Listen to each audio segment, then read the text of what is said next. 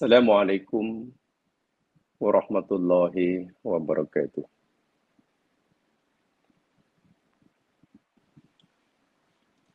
Alhamdulillahi rabbil alamin. Ar-Rahmanir Rahim.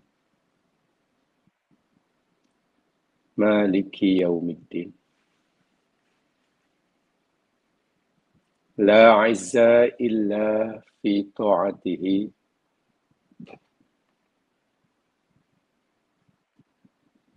Tidak ada kemuliaan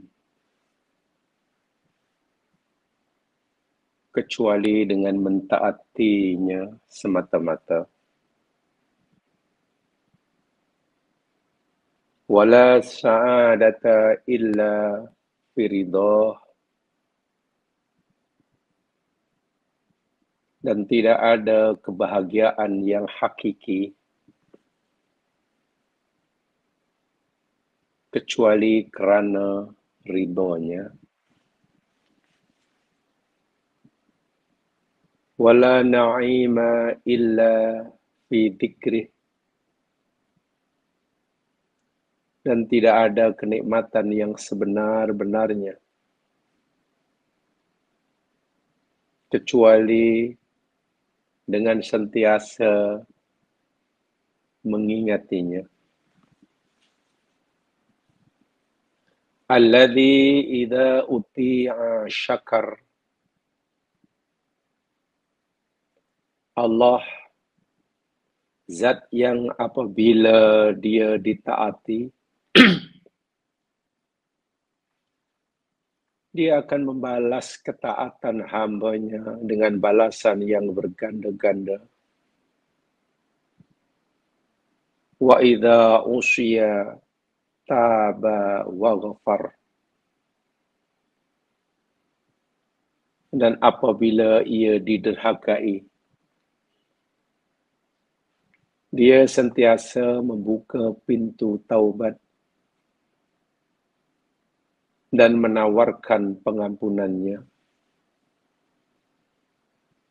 Walladzi idza du'iya ajab. Allah, zat yang apabila dia diseru, dipanggil, dipohon dan diminta, ia akan memperkenankan menjawab permohonan dan panggilan hamba-hambanya. Wa idza stu'idza bihi a'ad. Tuhan yang apabila kita memohon perlindungan dengannya,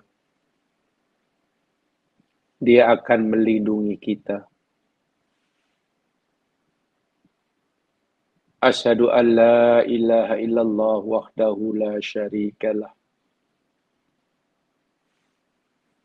Kita bersaksi bahwasanya tiada Tuhan seorang pun yang berhak disembah kecuali Dia.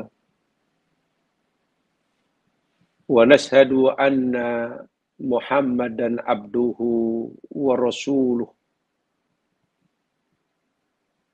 Khairu man 'allama ahkamaddin. Kita bersaksi bahwasanya Muhammad itu adalah hambanya dan utusannya. Makhluk sebaik-baik makhluk yang mengajarkan kepada kita akan hukum hakam agamanya. Sallallahu alaihi wasallam wa ala alihi wa ashabihi ahlil huda wal iman. Salawat dan salam semoga Allah sentiasa limpahkan kepada baginda Nabi Muhammad SAW beserta keluarga baginda, sahabat-sahabat baginda, orang-orang yang sentiasa mendapatkan petunjuk Allah dan berpegang kepada keimanan kepadanya. Wa 'alat tabi'ina lahum biimanin wa ihsan ma ta'aqabaz zaman. Dan semoga salawat, rahmat dan salam Allah dilimpahkan juga kepada para pengikut-pengikut baginda dan sahabat-sahabat baginda selagi masih ada waktu, zaman di alam fana ini. Tasliman sallama tasliman katsira mazida amma ba'd. Saudara-saudaraku seiman dan seagama, dimanapun Anda berada, dengan melafazkan Bismillahirrahmanirrahim, mengikhlaskan niat semata-mata karena mencari ridhonya, memohon pertolongannya agar sentiasa Dia membuka hati kita, menjernihkan jiwa dan batin kita, bagi memudahkan cahaya imannya yang sentiasa Ia pancarkan kepada hamba-Nya yang bersedia menerimanya. Karena sebaik manapun ajaran yang diberikan olehnya dalam Al-Quran, seterang dan sejelas apapun pengajaran yang Ia firmankan, sekuat apapun nur hidayahnya yang Ia berikan, selagi hati kita masih tertutup, atau selagi kita masih belum bersedia membukanya, kita tidak akan mendapatkan apa-apa manfaat daripadanya. Mungkin dengan mempelajarinya, mempelajari firman-Nya, bertambah pengetahuan kita, pemahaman kita terhadap apa yang dikehendaki olehnya. Tapi jika ilmu dan kefahaman yang kita dapat itu tidak dapat memancarkan cahaya menembus hati kita yang paling dalam, karena kita belum bersedia membukanya, ya, mungkin ilmu kita bertambah, tapi kepribadian kita, jalan hidup kita, perbuatan dan perangai kita masih juga belum ada perubahan.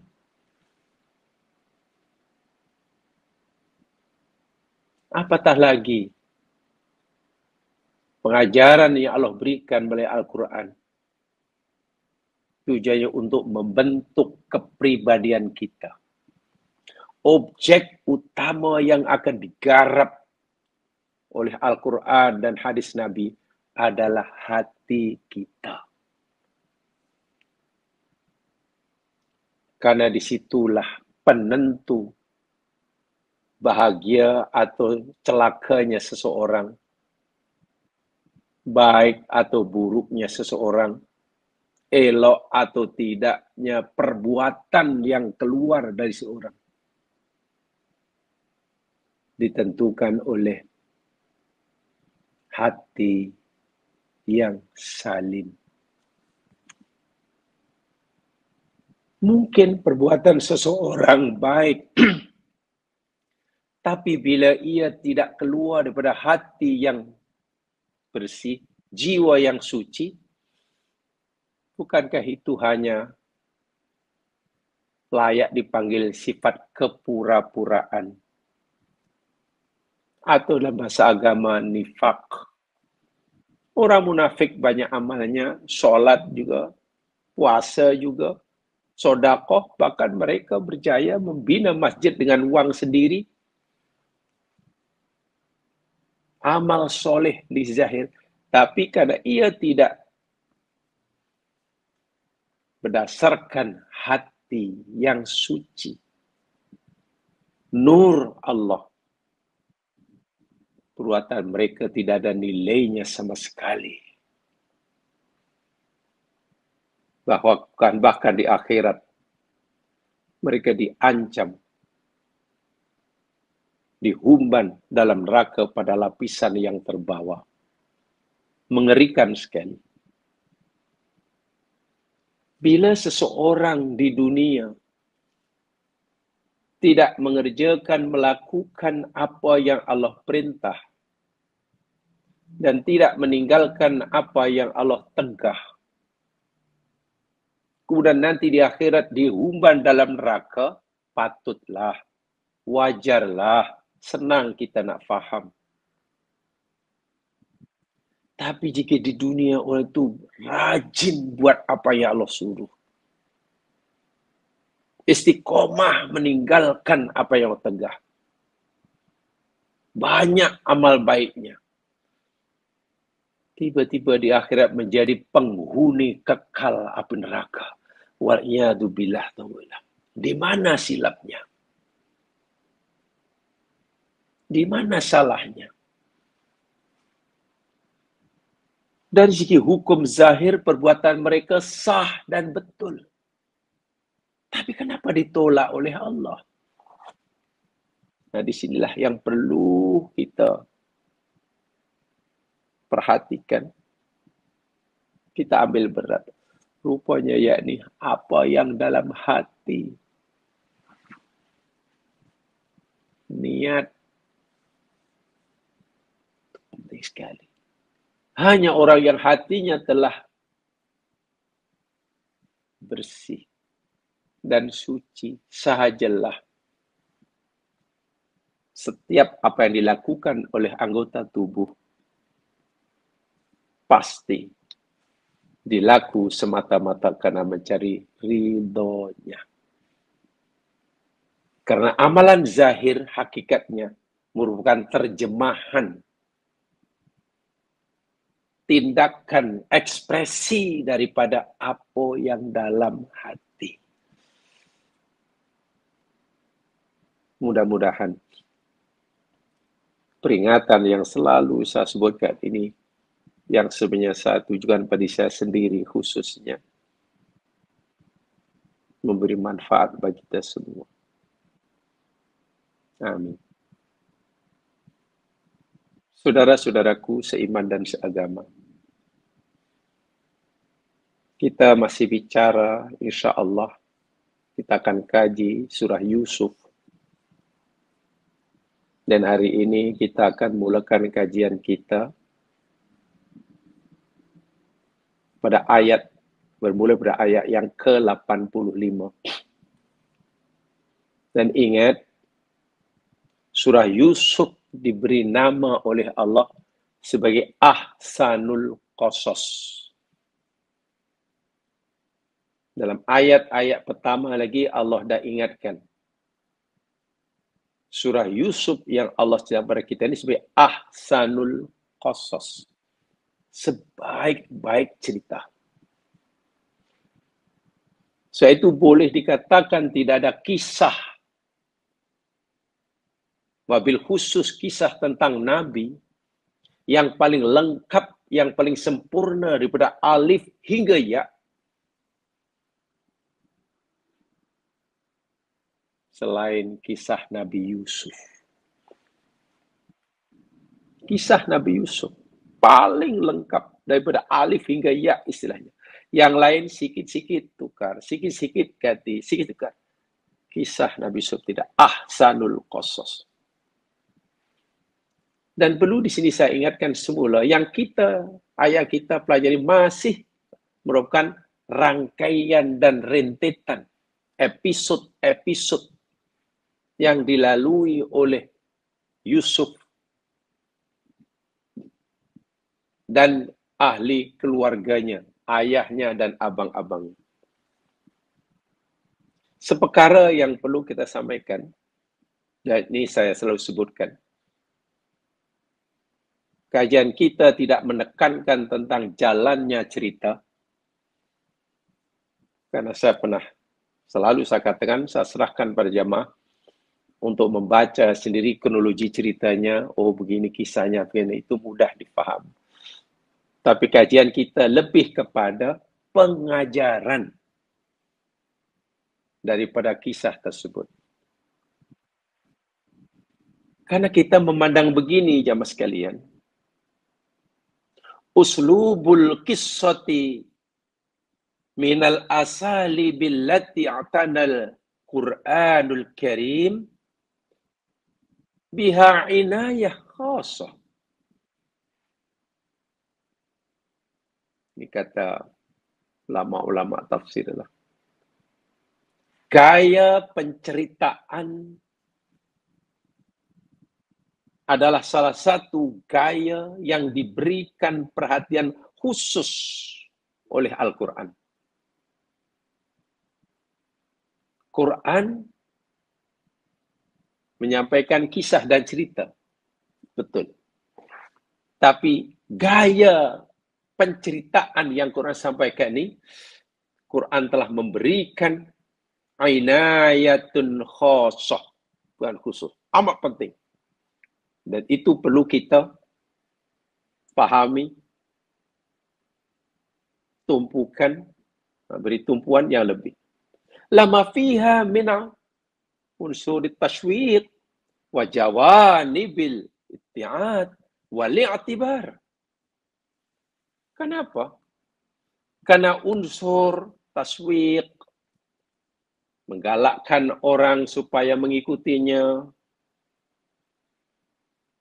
Kadang-kadang ada cerita yang sangat suspens. Episode-episode yang dialami oleh Nabi Yusuf dan keluarganya, kan ada satu episode yang sangat menegangkan, suspens sungguh. Campak dalam perigi, wah luar biasa. Apa yang akan berlaku? Tak mampu kita nak membayangkan. Tiba-tiba Yusuf selamat. Allah. Banyak kisah-kisah, episode-episode, sin-sin dalam Al-Quran yang menegangkan dalam kisah. Tapi bukan itu saja yang dimasukkan. Yang terkandung dalamnya aspek teguran, pengajaran, dan lain sebagainya. Waqat al-mahal Quran ila hadha fi aktsari min ayat. Dan Al-Quran telah mengisyaratkan hal ini dalam lebih daripada satu ayat. Ingat, dalam surah Al-A'raf ayat yang ke-176, Allah mengingatkan kita setiap kali kita baca kisah dalam Al-Quran, saya ulangi, setiap kali kita mengkaji kisah dalam Al-Quran, tolong diambil berat peringatan Allah dalam surah Al-A'raf 176. Faqsusil qasasa la'allahum yatafakkarun. Nih. Faqsusil qasasa la'allahum yatafakkarun. Muhammad, kisahkan kisah-kisah ini yang Allah cakap pada orang, pada mereka umat. La'allahum yatafakkarun. Nih. Supaya kita berfikir. Sehingga Al-Quran tidak menyuruh kita menghafal jalannya cerita. Bahkan Quran tidak memberitahu kita di mana berlaku, tarikh berapa, tahun berapa. Tidak pernah kita jumpai. Kan memang tujuannya bukan untuk itu. Pengajaran yang ada dalam kisah itu. la'allahum yatafakkarun. Allahu Akbar. So, kisah yang kita baca Al-Quran hendaklah dapat merangsang agar dia dapat memotivate diri kita untuk mengaktifkan daya fikir kita. Itu mustahab. Jika kisah Quran yang kita pelajari tidak meningkatkan kemampuan fikir kita, ya maknanya matlamat penceritaan dalam Quran belum kita dapatkan. Sebab itulah qisasul Quran laisat mujarrada sarbit tarihil umam wal ashas atau taswik.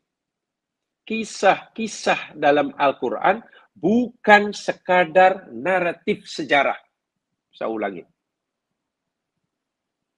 Kisah-kisah dalam Al-Quran bukan sekadar naratif sejarah atau cerita suatu bangsa atau manusia. Bukan. Bukan seperti itu. Atau sekadar untuk menimbulkan rasa tegang, rasa suspense bawa cerita. Taswik namanya. Baca kisah, suspense sungguhlah. Macam mana Nabi Musa dikejar. Fir'aun dan tenteranya mengejar Musa, depan Musa lautan.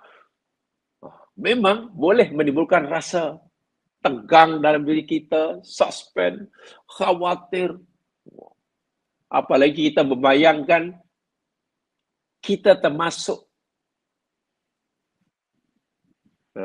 pelaku sejarah itu. Tapi bukan semata-mata itu. Bukan. Naratif Quran bukan semata itu. Walaupun unsur itu ada. Unsur yang itu ada. Bal hiya da'watun li sina'atil hadir wa ta'sisil imkaniyah su'at tarik min khilal isti'abid durus wa tahalli bil qiyam al-munasibah lil mawaqifil musyabihah. Tetapi ia lebih pada seruan, ajakan untuk kita membentuk, membina masa kini dan mewujudkan kemungkinan mencipta sejarah dengan menyerap pengajaran serta menghayati nilai-nilai yang sesuai dengan situasi yang serupa. Apa maksudnya? Kita baca kisah Nabi Yusuf. Yusuf kecil, campak dalam peri kitab berapa? Itu betul. Sekarang, apa yang Quran maukan? Anda hendaklah punya sikap seperti sikap yang dilakukan oleh Nabi Yusuf ketika dicabar Nabi, ketika kita menghadapi musibah. Musibah menimpa kita, dianiaya oleh orang lain, kita tak mampu, jangankan membalas, membela diri pun tak mampu. Apa sikap yang patut ada? Ada pada kepribadian Yusuf. Mungkin bentuk musibahnya berbeza. Mungkin. Tapi pengajarannya, rupanya aku mesti bersikap seperti itu. Bila kita bersalah, dan sebab kesalahan kita itu, Allah tegur kita dengan musibah. Dan kita berada tengah musibah yang kita nampak menurut akal kita mustahil kita terlepas dari musibah itu. Apa yang patut kita lakukan? Iya. Musibah yang menimpa aku ini rupanya karena kesalahan aku. Betul. Tapi nampaknya aku susah untuk selamat dari musibah ini. Apa yang patut kita lakukan? Baca kisah Nabi Yunus. Karena kesilapannya ditegur Allah, ditelan di ikan. Apa yang dilakukan oleh Nabi Yunus? Itu maksudnya. Jadi taksisin imkaniyah sun'it tarikh bil khilal isti'ab durus wa tarikh bil munasibah li mawaqifil mutasyabih. Yakni membentuk masa kini keadaan kita Atau mungkin menciptakan sejarah dengan menyerap pengajaran. Oh iya ya. Dahulu Adam melakukan kesilapan. Maksiat kata Allah. Ditegur oleh Allah. Ditarik segala nikmat yang Allah pernah berikan secara percuma. Kemuliaannya tarik. Malaikat sudah tidak respect lagi. Maka Adam susah hidupnya karena tidak lagi dimulia, diizin Allah menikmati manusia. Apa yang dilakukan oleh Adam? Dan Adam mengakui kesalahan itu. Apa yang dilakukan? Ini yang perlu. Kita serap nilai itu. Ini yang saya maksudkan. Karena kisah ya mas kalian, ya namanya kisah al-khabar an hadithatin ghaibah anil mukhbari biha. Kisah ialah perkhabaran perkara-perkara yang tidak diketahui oleh orang yang kita ceritakan kisah tersebut. Nah, itu kisah. Jamaknya kisos. Kalau kita baca kisos, itu jamak kepada kisah. Kalau kita baca kosos, kosos itu ismun lil khobaril maksus. Nama bagi kisah itu. Macam kisah Nabi Yusuf. Kisah Nabi Yusuf itu namanya kosos. Kosos. Kalau kita baca kisos, yakni berita gaib yang kita sampaikan kepada seseorang yang tidak diketahui olehnya. Ya mas sekalian, kisah Nabi Yusuf adalah salah satu daripada 3 jenis kisah dalam Al-Quran. Ingat, saya ulangi sekali. Kisah Nabi Yusuf yang paling lengkap, paling sempurna dari sekian banyak kisah Al-Quran, ada salah satu dari 3 jenis kisah dalam Al-Quran. Karena Al-Quran ini ada 3 jenis kisah. Pertama, kisah Qasasul Anbiya, kisah para nabi. Termasuklah Nabi Yusuf ini. Kisah Nabi Adam, Nabi Lut, Nabi Musa, Nabi. Yang kedua yakni qasasun tata'allaqu bihawadisin ghabirah. Kisah yang berkaitan dengan peristiwa. Peristiwa Tolut melawan Jalut. Peristiwa anak Adam yang membunuh saudaranya. Peristiwa Ashabul Kahfi, Zulkarnain, Qarun, Maryam, Ashabul Fil. Itu jenis kedua. Berkaitan dengan peristiwa. Yang ketiga, yakni qasasun tata'allaqu bil hawadis allati waqa'at fi zamani Rasulullah SAW. Kisah yang berkaitan peristiwa-peristiwa yang berlaku pada zaman Nabi Muhammad SAW. Kisah perang Uhud, perang Badar, perang Hunain, perang Tabuk, Al-Ahzab, kisah hijrah Nabi, kisah Isra Mi'raj, dan banyak lagi. Yang kesemua itu, saya ulangi, agar ia dapat merangsang, membangkitkan, memberikan motivasi pada kita untuk mendaya gunakan kemampuan kita berfikir bagi mendapatkan pengajaran untuk kita jadikan pegangan. Peristiwa hijrah. Nabi disuruh berhijrah tanpa persiapan sebelumnya. Hari itu datang perintah hijrah, hari itu Nabi kena pergi. Tak ada persiapan. Nabi pula tak ada pengalaman pergi Madinah. Bayangkan. Macam mana aku mesti Madinah? Aku tak tahu jalannya. Abu Bakar tak pernah pergi sana. Coba kalau kita mari kisah seperti itu. Nabi dan Abu Bakar masuk dalam gua. Gua tur.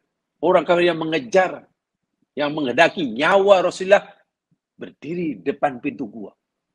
Sangat mencekam keadaan itu. Sangat-sangat mencekam. Ya, mungkin jantung hampir tercabut rasanya. Nah, dalam keadaan begitu, kalau kita mengadakan begitu, walaupun mungkin bentuk ujiannya tak sama, kalau kita begitu, apa yang patut kita lakukan? Allah, usaha tak ada, pintu ikhtiar tertutup. Sedang kita perangkap dalam bahaya. Yang seakan-akan kemungkinan untuk hidup sudah ya tinggal 1% agaknya lah. Apa yang kita lakukan? Ya Allah, Nabi cukup rileks dan sederhana. Abu Bakar cemas. Nabi hanya kata, la tahzan innallaha ma'ana. Abu Bakar, janganlah sedih. Jangan khawatir. Allah bersama kita. Kita ini hamba Allah. Gua ini pun ciptaan Allah. Orang kafir yang mengejar itu pun ciptaan Allah. Mata dia itu Allah yang cipta. Semua yang berlaku itu pasukan Allah. Tengok. Bergantung 100% hanya pada Allah. Tiba-tiba hilang rasa cemas. Nah, itu yang kita mau dalam suatu keadaan. Walaupun itu cocok kisah yang suspense ya, yang sama. Apatah lagi kisah Nabi Yusuf ini sebagai ahsanul qasas, nanti dalam ayat terakhir, jamaah boleh lihat surah Yusuf ayat terakhir. Ayat yang ke-111. Karena surah Yusuf ada 111 ayat. Ayat terakhirnya kan Allah berfirman, laqad kana fi qasasihim ibratul li ulil albab. Allahu akbar walillahil hamd.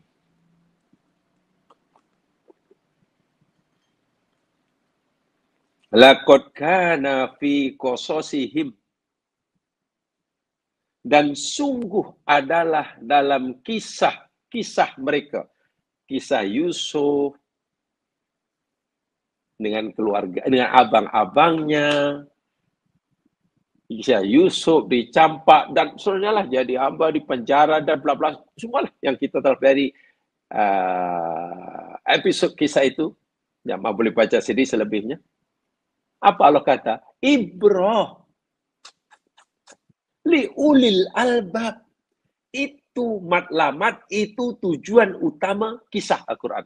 Ibrah li ulil albab. Ingat, maknanya hanya orang yang bergelar ulul albab sajalah yang mampu menyerap pengajaran. Tahu siapa ulul albab? Saya yakin semua sudah belajar. Surah Ali Imran jawabannya. Orang ulul albab, yakni orang dapat memadukan antara kemampuan berpikir, tafakur, dengan kemampuan tadakkur. Tafakur, tadakkur dipadukan, itulah ulul albab. Orang yang mampu memahami masalah dengan mendaya gunakan kecerdasan intelektualnya, digabungkan, disatukan, dipadukan dengan kecerdasan spiritualnya. Itu ulul albab. Gabungan antara kemampuan yang Allah berikan kepada otak hipokampus dengan amigdala, kata orang-orang bijak sekarang. Kan tu Ali Imran yang jawab. La ayatil ulil albab. Siapa ulul albab? Alladzina yadhkurunallaha qiyaman wa qu'udan yadhkurunallah. Lepas itu wa yatafakkaruna fi khalqis samawati wal ardh. Zikir dan tafakkur. Zikir objeknya pencipta, Allah Subhanahu wa taala. Zikir itu objeknya pencipta. Fikir objeknya ciptaan. Sia kalau kita halusi, kesimpulan umum, Allah sebenarnya bukan untuk difikirkan, tapi Allah untuk dirasakan. Allah tu apa? Allah tu Maha Penyayang, Ar-Rahman Ar-Rahim. Kita tidak hanya disuruh untuk memikirkan apa ya makna Ar-Rahman Ar-Rahim, Ar-Rahman Ar-Rahim. Tak, untuk dirasakan. Hendaklah kita berusaha untuk dapat merasakan, sentiasa merasakan kasih sayang Allah dalam semua keadaan. Itu makna zikir.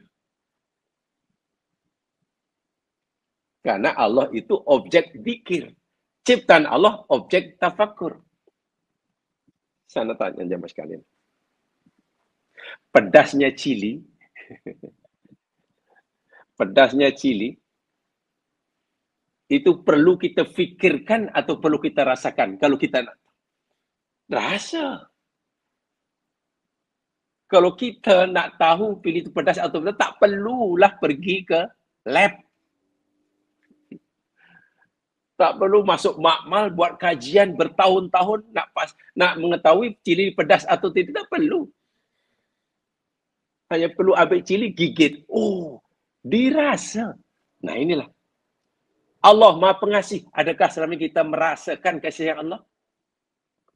Allah Maha Adil. Apakah kita selama itu merasa bahwa keadilan Allah itu betul-betul kita rasakan hatta ketika kita ditimpa musibah? Allah itu Ar-Razzaq. Betulkah selama ini kita rezeki ini semua datang kepada Allah dan kembali kepada Allah? Atau jangan kita hanya memikirkan Allah rasa? Sebenarnya tidak mudah. Bahwa untuk dapat merasakan keadilan Allah, kita kena faham keadilan Allah. Ya. Bahwa agar kita mampu merasakan kasih sayang Allah, kita kena mengerti apa itu makna kasih sayang. Iya. Tapi ingat, kasih sayang Allah, keadilan Allah, kebijaksanaan Allah, itu bukan hanya untuk difahami, tapi dirasa. Quran kata tadzakur, bukan hanya tafakur. Bahwa tafakur itu dapat membantu kita agar kita mampu tadzakur, iya. Nah, surah Yusuf yang kesemuanya belakang cerita, Allah kata, selepas Allah habis nanti menceritakan kisah Yusuf dengan sempurna, ayat terakhir, sungguh pada kisah Yusuf dan keluarganya, episod-episod daripada yang paling awal hingga terakhir, musibah kesusahan yang menimpa Yusuf hingga diuji dengan kemewahan dan kekuasaan. Ibrah liulil albab, ingat, liulil albab. Bukan li ahlil fikri, bukan. Ulul albab adalah gelaran tertinggi yang Allah berikan kepada hamba-Nya. Tentulah selain gelaran Rasul. Rasul orang pilihan. Nabi orang pilihan. Kita tak mungkin jadi Nabi, tak mungkin jadi Rasul. Tapi kita ada peluang untuk mendapatkan title dan predikat tertinggi yang Allah berikan. Apa itu? Ulul albab. Itu manusia sempurna. Manusia sempurna. Karena telah memanfaatkan kedua kemampuan yang Allah berikan. Kita maaf kalau gunakan bahasa saya. Ulul albab itu yakni manusia paripurna. Paripurna itu ada sempurna. Sempurna. Tak ada cacat, tak ada kurang. Saya selalu menggunakan istilah, dia bukan hanya orang yang takut dosa, paham dosa, taat pada Allah, tapi juga punya kemampuan berfikir yang cemerlang. Otaknya penuh dengan ilmu dan kepahaman, hatinya penuh dengan rasa iman dan takwa. Saya pernah menyebutkan masa menuntut dahulu, kata pensarah saya, ulul albab ini yakni orang, bahasa beliau lah, yang berotak landan berjiwa Masjidil Haram. Berotak landan berjiwa Masjidil Haram. Maknanya otaknya penuh dengan ilmu hasil tafakur, tapi jiwanya Masjidil Haram. hamba abdi kepada Tuhannya. Mukhlisina lahuddin. Jangan berotak London, berjiwa Washington, hancur. Otak London, jiwa Washington, hancur. Atau mungkin jiwa Masjidil Haram. Oh, takut dosa. Wiridnya panjang, puasa sunnah. Tak berhenti. Tadabbur Quran, Masya Allah. Tapi otaknya kosong dengan ilmu pengetahuan. Ya, kita jadi bangsa yang mundur. Apalagi zaman modern. Penguasa ilmu, teknologi semakin berkembang, sangat pantas. Jadi kedua-dua ni, dia seorang ulama sekaligus intelektual, cendekiawan. Ia seorang intelektual, cendekiawan, sekaligus ia seorang ulama. Itulah ulul albab, dan Allah mahu hambanya yang mengkaji Quran ini sebagai ulul albab. Salah satu sarana yang Allah berikan pada kita untuk kita, memudahkan kita menjadi ulul albab, mengambil pengajaran daripada kisah Al-Quran. Teman sekalian, sengaja ini saya sampaikan pagi hari ini, lepas kita cuti minggu lepas, 2 kali cuti. Kan bagi saya, dari yang saya selalu sukan, ini yang kita beri tumpuan. Terus terang yang saya ingin beri tumpuan, yakni dalam aspek ini, bukan jalannya cerita. Baik, sekarang mari kita lihat ayat yang ke-85. Yang masih merupakan rangkaian rentetan kisah Yusuf. Menceritakan ucapan atau mungkin teguran, apa istilahnya, anak-anak Nabi Yakub setelah melihat bapanya sentiasa ingat Yusuf, tak dapat melupakan Yusuf, walaupun Yusuf telah lenyap dari pandangan matanya 40 dekad yang lalu. Nabi Yakub nampaknya makin kuat ingatannya dan kerinduannya pada Yusuf. Lebih-lebih lagi setelah adik Yusuf yang sami boleh memberikan hiburan kepada Yakub, yang boleh mengurangi ingatannya pada Yusuf, hilang pula. Bukan hilang, ditawan pula di Mesir. Woi, lagilah kesedihan Nabi Yakub. Ingatannya lebih tepatnya. Tengok ayat 85. Sehingga anak-anaknya menegur. A'udzu billahi minasyaitonir rajim. Qalu tallahi tafta'u tadhkuru Yusufa hatta takuna haradan aw takuna minal halikin. Mereka anak-anak Yakub berkata, demi Allah. Ingat ya, tallahi ini kalimat sumpah yang paling tinggi. Yang paling tinggi. Yang paling bawah, wallahi. Lepasnya, billahi. Paling atas, tallahi. Wah. Yang selalu digunakan untuk perkara-perkara yang paling dahsyat.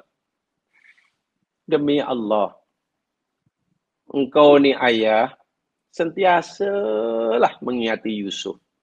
Tak habis-habis. Yusuf, Yusuf, Yusuf. Hatta takuna haradan. Sehingga ayah, engkau ayah, ya apa ya, menghidap penyakit yang berat. Takuna haradan. Sehingga ayah ditimpa penyakit yang berat, haradan. Au takuna minal halikin. Bahkan ayah termasuk orang yang akan binasa ya. Jangan terlalu kuat ingatan ayah pada Yusuf. Jangan terlalu kuat rindunya. Nanti ayah akan rusak. Ini akan menjejaskan kesihatan ayah. Dan nampaknya ayah dijadi penyakit yang kronik, bukan penyakit fisikal. Tuh, rindu dendam yang tak dapat diobati dan tak tahu bila akan. Wah, itu penyakit yang berat ya mas sekalian. Tallahi. Itu perkataan mereka. Dipilihnya kalimat tallahi, sumpah yang paling tinggi. Itu dikeluarkan oleh anaknya bila mereka melihat keadaan Nabi Yakub alaihissalam dalam keadaan yang seperti itu. Dan kalimat ini menunjukkan yang mereka itu terkejut sangat. Sangat terkejut dengan apa dialami oleh ayah mereka. Bagi mereka, tidak patutlah seorang Nabi Yakub alaihissalam jadi begitu.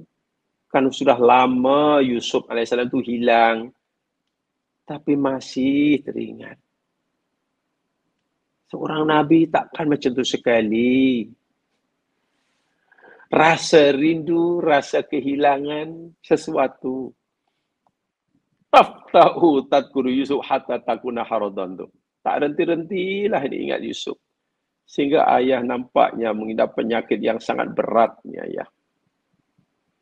Ini dia. Maksudnya yakni, maksud mereka al-inkar alaihi sudan. Anak Yakub mengingkari, tidak menyetujui, sehingga heran pasal apalah ayah masih terus mengingat Yusuf. Bukan dia tidak dapat memahami, tidak menyetujui sikap ayahnya yang terus-menerus mudawamati dzikri Yusuf. Dengan lidahnya dasarnya. Apalagi digunakan tafta'u ya. Kalimat taf ini sama sekarang jarang digunakan. Yang ia bermaksud yakni tidak berhenti-henti. Menunjukkan mereka sangat terkejut keadaan ayahnya Yakub alaihissalam yang terus mengingati Yusuf alaihissalam. Jadi mereka tunjukkan melalui ayat ini. Au takuna minal halikin. Atau nanti ayah akan jadi orang yang binasa. Yakni susah dengan sangat-sangat tragik. Ya.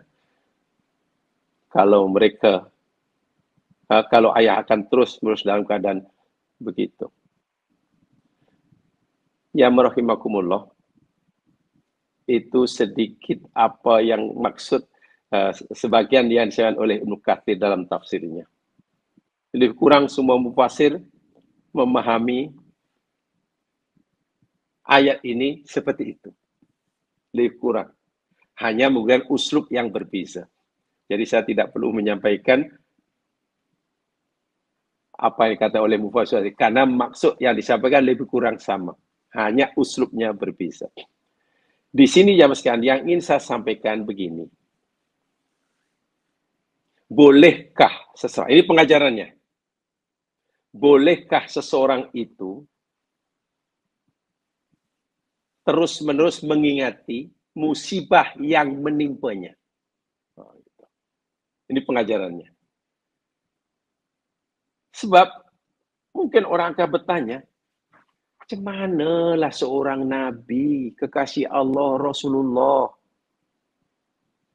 Allah uji, anaknya hilang. Bukan sehari dua, sudah 40 tahun lebih. Tapi masih teringat-ingat sehingga sedih. Bolehkah Nabi macam tu?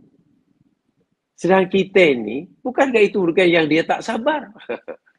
Kan begitu pengajaran dia. Sedang kita ini disuruh segera melupakan musibah. Sudahlah, innalillah wa inna ilaihi raji'un. Tapi kenapa Yakub berterus ini sebenarnya? Kan macam berlawanan dengan ajaran kita Islam. Kita disuruh sebenarnya berusaha untuk melupakannya. Innalillah wa inna ilaihi raji'un itu memahami ayat. Tapi kenapa Nabi Yakub malah melakukan sebaliknya?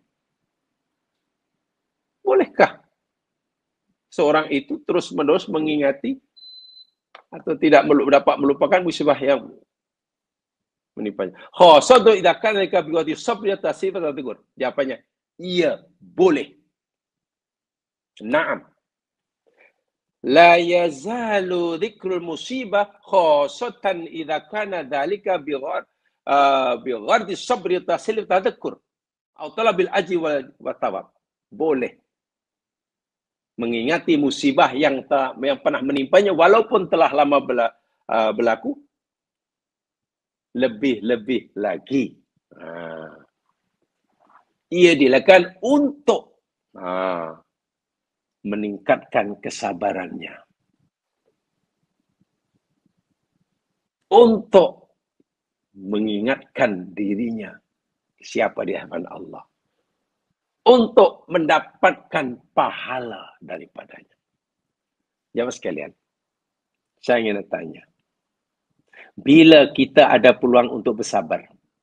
Sabar itu maknanya yakni menahan keinginan atau perasaan yang tidak baik.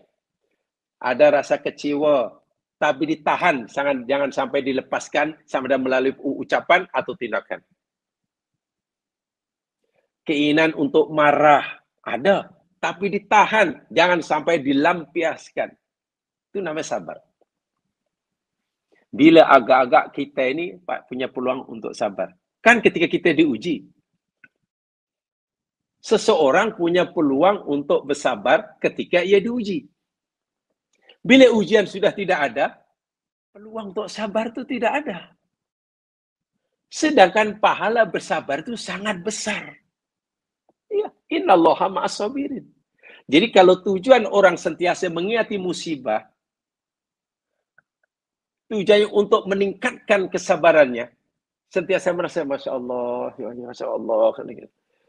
Bukan untuk memperbaharui kesedihan, bukan untuk menzahirkan rasa tak puas hati, tapi untuk meningkatkan kesabaran bagi mendapatkan pahala, itu boleh.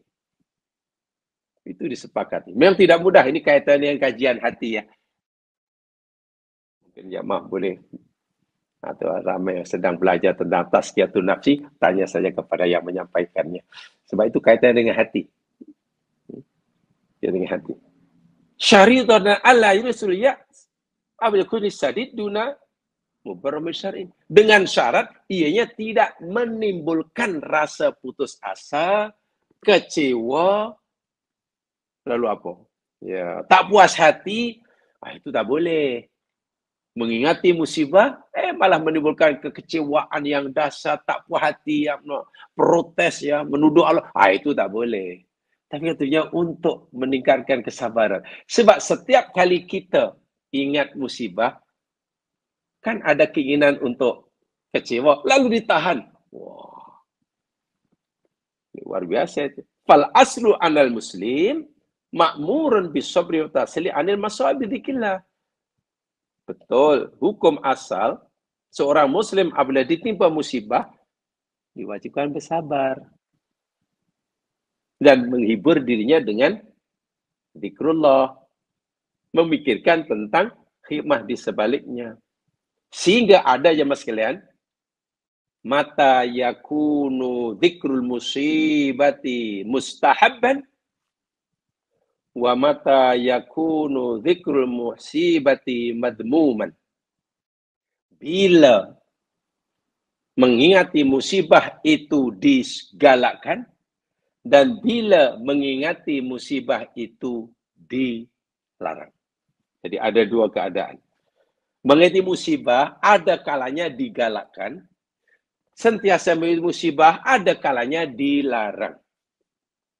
Ini yang saya sampaikan. Karena kita mungkin bertanya, ini apa nih Nabi Yakub nih kehilangan anak dah 40 tahun lebih masih sedih. Coba kalau kita orang sekarang tinggal mati oleh anaknya, apalagi kematiannya dengan cara yang tidak wajar, ya dibunuh orang ke. Ya memang sedih sehari dua, seminggu dua, sebulan dua, tapi kalau sudah berlalu 20 tahun, masih mungkin jirannya kata, apa udahlah, kita ini orang Islam. Kita Islam sudahlah lupakan. Mungkin kita akan dinilai tidak punya kemampuan untuk bersabar menerima qada Allah. Mungkin orang bagi saya begitu. Tapi coba Nabi Yakub.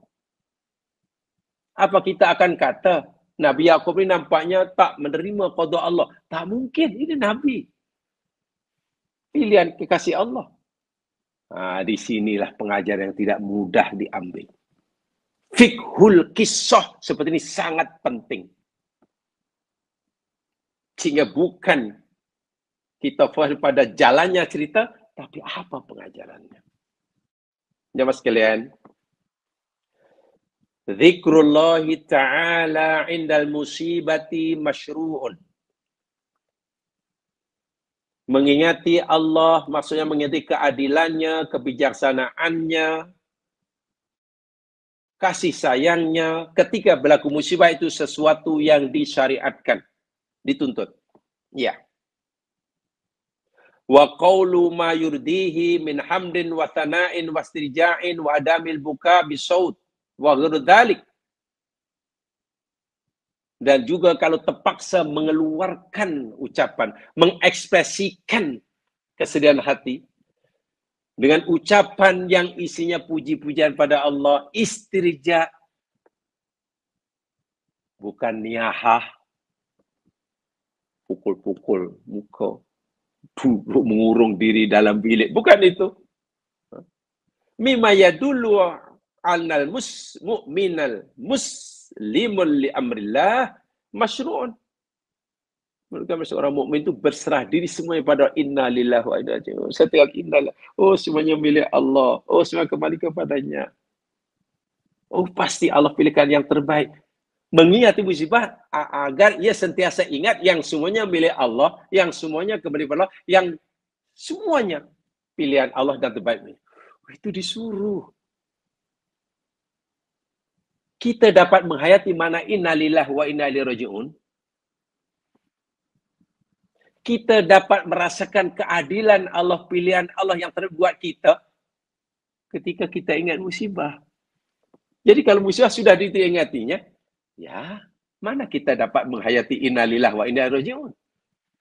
Orang hanya mampu menghayati innalillahi wa inna ilaihi raji'un, memahami asrarul hauqalah hanya ketika berlaku musibah atau ketika ia ingat musibah.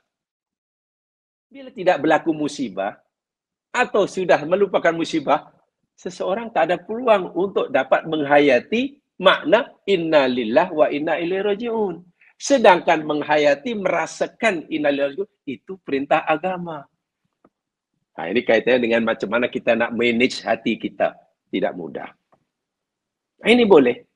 Dan itu pahalanya sangat besar. Lahu fadlun azim. Fihi khairun kathir. Padanya keutamaan yang besar. Kebaikan yang tidak sedikit. Al-Hafiz Ibnu Hajar Al-Asqalani dalam kitabnya Fathul Bari, beliau berkata begini. Fakhbara annal mu'mina idza sallama li amrillah wastarja'a kutiba lahu talatu khisalin minal khair. Allah. Jamaah boleh buka Fathul Bari. Apa kata Ibnu Hajar? Allah Subhanahu wa taala memberitahu kita melalui kisah-kisah dalam Al-Qur'an, melalui hadis Nabi, bahwanya seorang mukmin apabila telah menyerahkan segala urusannya, termasuk musibah yang menimpanya, hilang barang, kematian anak, atau apa sajalah, li amrillah, semua diserahkan pada Allah. Yakin bahwa itu kehendak Allah, yakin bahwa itu keadilan Allah, yakin bahwa itu kasih sayang Allah. Maknanya ia tetap mampu husnudzon kepada Allah. Seberat apapun musibah, tidak mampu menzahirkan su'udon. Kalau itulah yang dialami oleh orang yang ingat musibah ini, kata Ibnu Hajar Asqalani, kutiba lahu thalatu khisalin minal khair. Dicatat bagi orang itu 3 jenis kebaikan. Masya Allah. Orang yang ingat musibah, Dan dengan ilmu syafi'i itu, ia mampu menghayati istirja, saya katakan tadi. Mampu bersabar. Yang bukan mencairkan kecewaan, tak puas hati, ya bukan itu ya. Kalau dia akan dapat 3 kebaikan. Pertama, as-salatu minallah. As-salat di sini mana pujian. Sebab as-salah minallah lil abdi aitani tana'u alaihi wa abduhu fil malail a'la. Salat Allah, salat itu daripada Allah sallallahu alaihi wasallam. Maknanya apa? Puji-pujian Allah. Ya.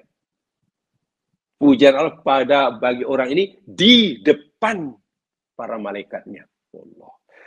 Minta maaf seakan-akan. Bila Allah melihat hambanya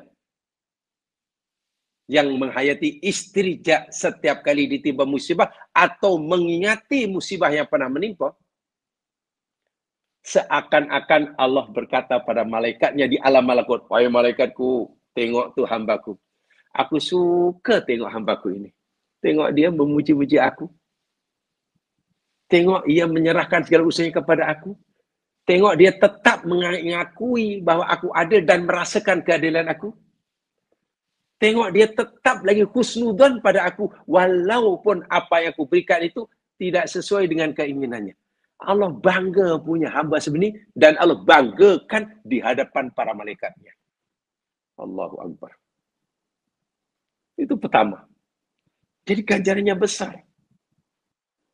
Yang keduanya ar-rahmah. Kasih sayang Allah lah. Allah sayang dia. Ya tak sayang macam mana orang mukmin yang menyerahkan seharusnya istirja. Ini penghayatan istirja ya. Dan yang ketiga, tahqiqu subulil huda. Dapat mewujudkan, melahirkan jalan petunjuk bagi orang itu. Sedangkan tadi saya katakan, alladzina idza asabatu musibatun qalu inna lillahi wa inna ilaihi raji'un kan. Orang sabar yakni orang apabila dia musibah mereka kata innalillah, yakni istirja. Menghayati asrul istirja itu hanya boleh dilaku oleh seseorang ketika orang ditimpa musibah atau ketika seorang ingat musibah. Sebaliknya kalau orang tidak sedang ditimpa musibah atau tidak sedang mengingati musibah yang pernah menimpanya, penghayatan istirja tidak ada. Sebab itu kalau kita mengingati musibah, tujuannya agar mampu menghayati asal istirja, Masya Allah. Ini pahalanya sangat besar. Dan itu yang dilakukan oleh Nabi Yakub. Jadi jangan kita salah faham seakan-akan nuduh Nabi Yakub ini tak sabar. Baru kehilangan anak. Anak yang hidup masih banyak lagi. Macam seorang aja anak dia. Lagi pula bukan sehari dua. Dah 40 dekad lebih. Tapi masih sedih. Masih mengingati apa ni. Bukan. Bukan itu. Itu tak layak bagi seorang Nabi. Tapi ini benar-benar Allah memberikan satu contoh yang luar biasa.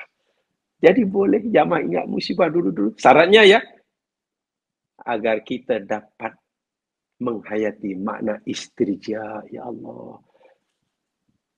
Membuat kita semakin merasa fakir di hadapan Dia yang Maha Kaya. Dapat membuat kita semakin dapat merasakan semakin diri kita ini sangat lemah di hadapan Dia yang Maha Perkasa. Bahwa kita ini rupanya la haula wala quwata illa billah. Luar biasa. Karena kita ni la haula wala quwata illa billah, ya innalillah wa inna ilaihi raji'un. Sudah. Aku tidak peduli apa yang Allah tetapkan buat saya. Terpulang pada Dia. Aku tidak boleh memaksa Allah untuk memberikan kepada diriku ini, menetapkan apa yang ditekan untuk diri ini sesuai dengan kemauan aku. Itu aku tak ada urusan, tak ada hak. Kewajiban aku yakni bila apa yang Allah lakukan buat aku ini sesuatu yang tak sesuai dengan keinginan aku sabar. Bila apa yang Allah tetapkan buat diriku ini sesuai dengan kemauanku, aku bersyukur, itu saja. Kita tak ada hak sama sekali untuk mencampuri urusan Allah. Ya Allah, kau mesti tetapkan buat diri ini seperti ini. Kau mesti bagi aku ini. Kau tak boleh bagi aku. Itu siapa kita kalau gitu? Kalau kita itu maknanya kita ini belum menghayati la haula wala quwata illa billah. Itu yang dicontoh oleh Nabi Yakub. Tapi kalau ini musibah itu hanya akan memperbaharui kesedihan, kekecewaan, semakin tak mampu merasakan keadilan Allah, semakin mempertebal suudonnya pada Allah, itu jelaslah haram hukumnya. Haram hukumnya. Sebab apa? Sebab tidak Allah Subhanahu wa taala zat yang maha terpuji. Alhamdulillah binikmatihi tatimmus shalihat. Kalau apa yang Allah berikan benda yang kita suka. Bila apa yang Allah Ta'ala buat kita benda yang kita tak suka, tak sesuai dengan keinginan kita, alhamdulillah ala kulli hal. Mengucapkan alhamdulillah, memuji Allah karena apa yang Allah timpakan pada kita sesuai dengan keinginan kita, itu wajar, itu biasa, itu mudah. Tapi tetap memuji Allah, tetap merasakan Allah Maha Adil ketika Allah memberikan kita, menimpakan pada kita sesuatu yang kita tak sukai, itu susah. Itu tidak mudah. Kalau kita mampu, Masya Allah, ganjarannya sangat besar. Jadi bagi orang seperti ini, yang sudah tingkat itu zaman sekarang, musibah syar ke, musibah khair ke, nikmat ke, musibah ke, kesusahan, kesenangan, baginya tak ada masalah. Baginya tidak ada masalah. Dan itulah yang dikatakan oleh ulama-ulama salafus soleh. Orang selalu mengutip apa kata Syekhul Islam Imam Ibn Taimiyah. Ya, betul. Beliau dikenal sebagai orang yang sangat tegas dalam masalah akidah. Betul. Beliau seorang sangat tegas dalam masalah syariah untuk memisahkan syariah dari bid'ah. Iya, kita akui. Tapi jangan lupa, Ibn Taimiyah juga seorang yang sangat-sangat fakih, sangat-sangat paham, sangat-sangat pintar dan pandai dalam masalah akhlak ihsan, dalam masalah menata hati, memanage kolbu. Beliau pernah menyatakan begini, ini bukan masalah akidah, ini bukan masalah senang, ini masalah ihsan, masalah hati. Apa kata Ibn Taimiyah? Musibatun tuqbilu biha tuqbilu biha 'ala Allahi musibatun taqbalu biha 'ala Allahi khairun laka min nikmatin tunsika dzikrullah. Itu ucapan Ibn Taimiyah. Musibah daripada Allah yang menyebabkan, membolehkan kita menghadap Allah, mendekatkan diri pada Allah. Dengan musibah kita makin dekat kepada Allah, makin menginsafi siapa kita, siapa Allah.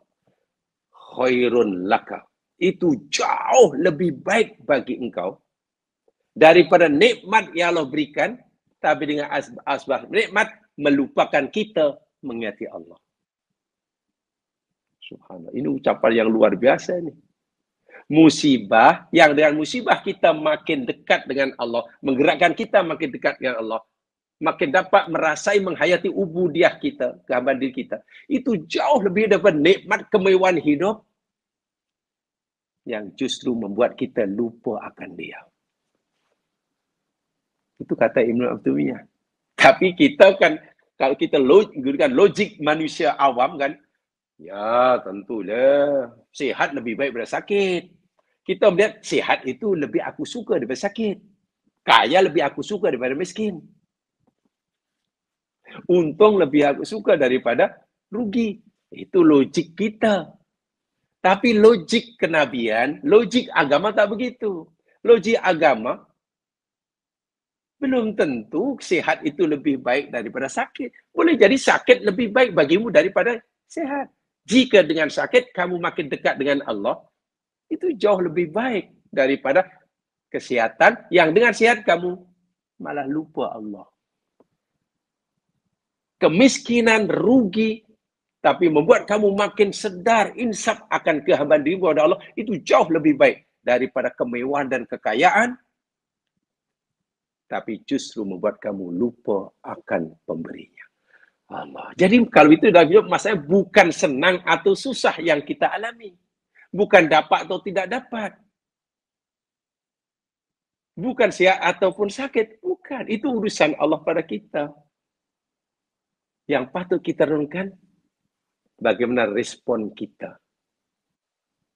Kalau dengan musibah kita makin dekat, itu kita beruntung. Kalau dengan kesenangan kita makin dekat, itu lagi bagus. Dan ini sesuai dengan sabda Nabi. Orang mukmin ini semua urusannya kullu khair, semua baik belaka. Idza asabahu na'ma syakar, bila dapat nikmat syukur. Wa idza asabahu dharra sabar, bila tiba musibah sabar. Coba. Semua baik belaka. Semua baik belaka. Itu kata Imam Ibn Taymiyah. Dan Masya Allah, Nabi Yakub memanfaatkan musibah ini, yakni hilangnya Nabi Yusuf yang belum diketahui di mana ia berada, walaupun Nabi Yakub yakin Nabi Yusuf masih hidup, tapi tak tahu di mana berada, sentiasa ingat. Dan juga akhirnya sentiasa memuji Allah, sentiasa yakin bahwa Allah, itu luar biasa pahalanya. Lalu apa kata Sufyan ibnu Uyainah? Ini ulama tabi'in yang sangat terkenal sekali. Ini adalah salah seorang guru Syekh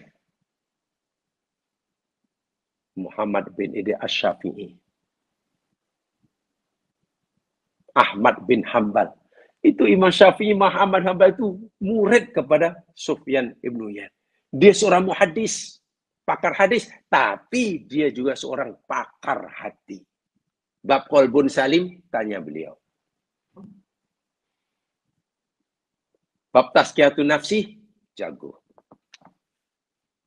Apa kata Syekh Sufyan ibnu Uyainah? Ma yakrahul abdu khairun mimma yuhibbu. Tidak mudah memahami ucapan orang-orang hebat nih jemaah sekalian. Apa kata beliau? Apa saja yang tidak disukai oleh seorang hamba, boleh jadi ia lebih baik daripada apa yang disukainya. Sakit, jadi baik bagi orang itu daripada sehat. Walaupun dia tak suka, sakit dia tak suka, sehat dia suka. Kenapa? Li'anna ma yakrahuhu yujuhu lid-du'a wa ma yuhibbuhu yulhi. Kerana apa yang tidak disukai, contohnya sakit, hilang barang, kematian, rugi, itu akan membuat hamba tadi rajin berdoa pada Allah. Rajin, ya Allah, mengangkat tangan, mohon belas kasihan. Ingin sekalilah berhubungan pada Allah setiap masa, pagi, petang, siang, malam. Kalau boleh ingin terus berbisik dengan Allah. Pasal susah. Sementara apa yang dia sukai, sehat, senang, boleh jalan-jalan ke mamari, nak beli apapun ada, nak beli apapun ada, yulhihi. Seringkali membuat orang tadi lupa akan Allah. Doanya jarang. Kalau zikir pun pendek. Jadi sudah tidak kisah tentang hubungan dia dengan Allah semasa senang. Kenapa akhirnya? Minta maaf dalam bahasa mungkin agak kasar. Mungkin ketika senang, orang merasa tidak lagi perlukan Allah. Karena sudah senang. Apa aku senang? Apa lagi buat apa? Doa aku senang. Doa ini hanya orang yang susah. Masya Allah. Sufyan ibn Uyainah kata, sehingga Nabi Yakub tak mau kehilangan momen ini. Sentiasa dia si Allah dengan itu, astagfirullahaladzim, innalillahi wa inna ilaihi raji'un. Dan luar biasa itu. Tak nak hubungan dengan Allah yang sangat akrab. Akibat musibah ini, putus. Sebab kalau sudah lupa, ya, tak lagi. Itu kata Sufyan ibnu Uyainah. Muhammad Sufyan ibnu Uyainah bin Imran Maimun al-Hilali. Seorang pakar hadis di kalangan tabi'it. Bukan sahabat, bukan tabi'it, tapi tabi'it. Guru kepada Imam Syafi'i, guru pada Imam Malik. Subhanallah. Dan Imam Ibn Taimiyah tidak hanya bercakap, tapi merasakan. Bukan hanya memahami, tapi merasai. Sehingga beliau pernah berkata begini.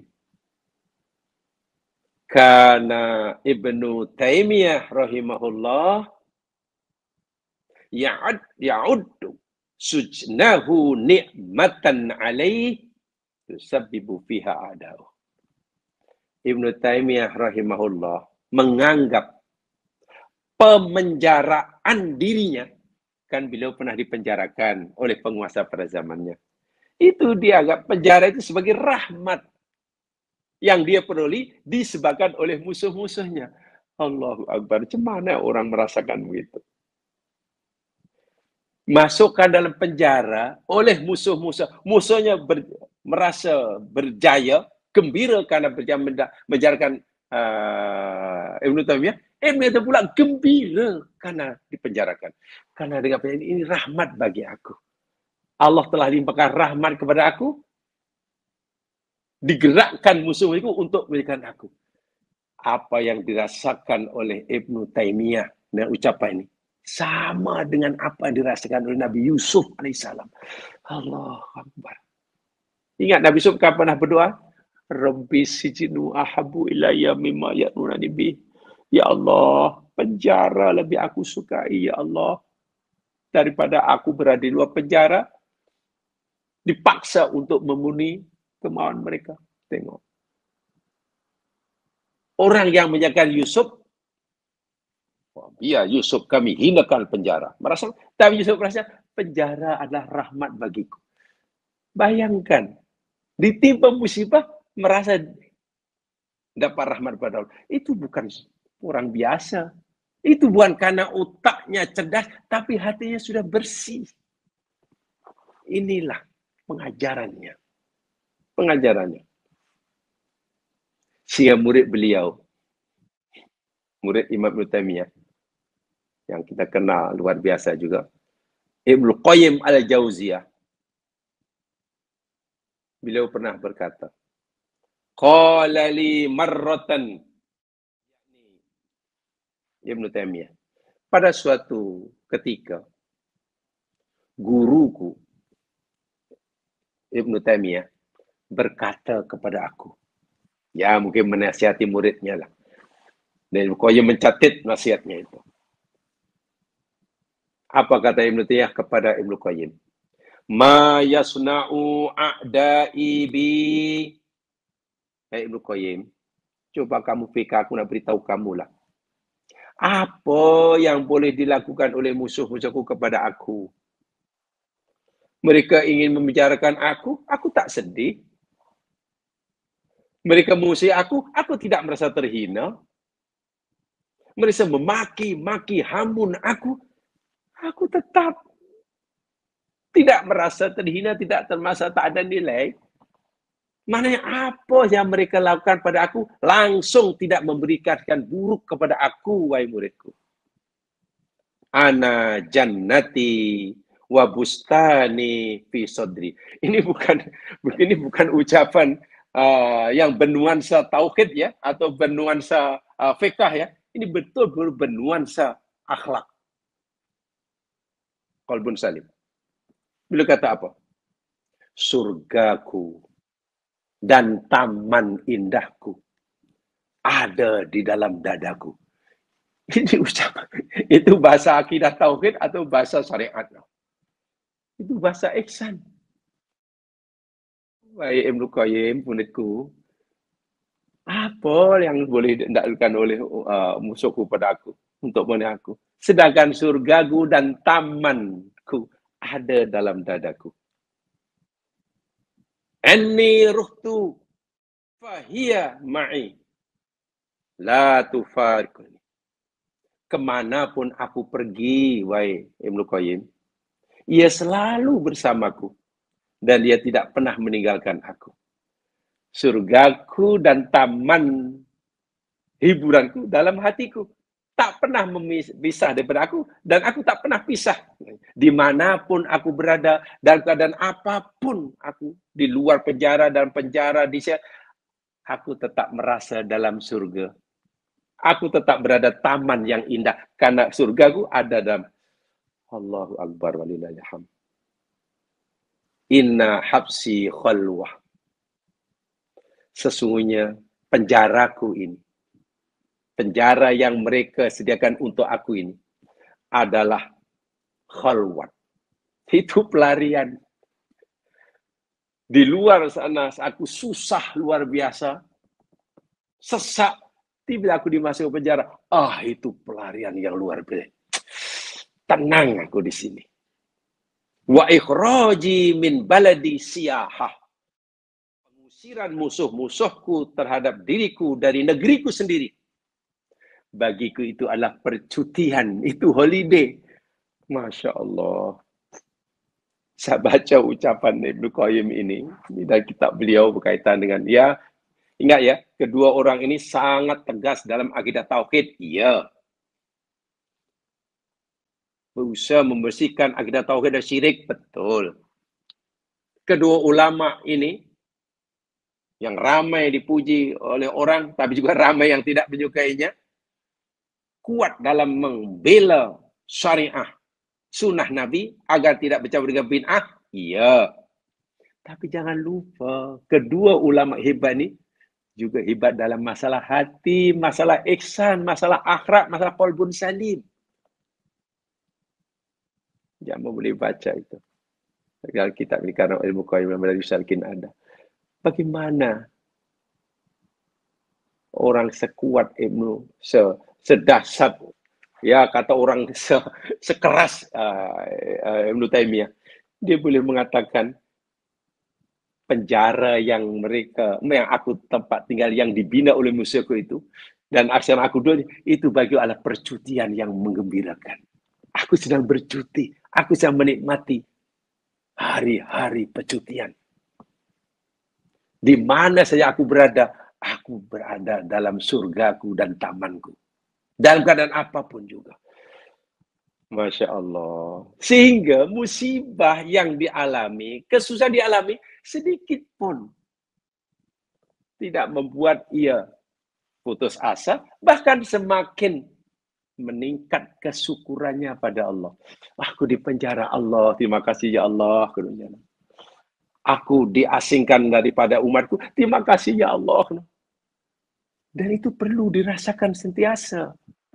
Dan itulah yang dialami, dicoyok oleh Nabi Yakub. Sebab kalau kita tidak terlalu, apa istilahnya, gelojoh, sembrono memahami, bahaya nanti. Ada orang yang bertanya bahkan awal tahun 20-an, kalau tak tahu 20 apa ya, 20 2002 ketika saya lupa lah, tapi awal. Ada memang orang bertanya, kesedihan Nabi Yakub itu, adakah itu bukan Yakub ini tidak ridho, tidak sabar? Quran cerita. Di mana kesabaran seorang Nabi? Masih terus ingat. Nah ini perlu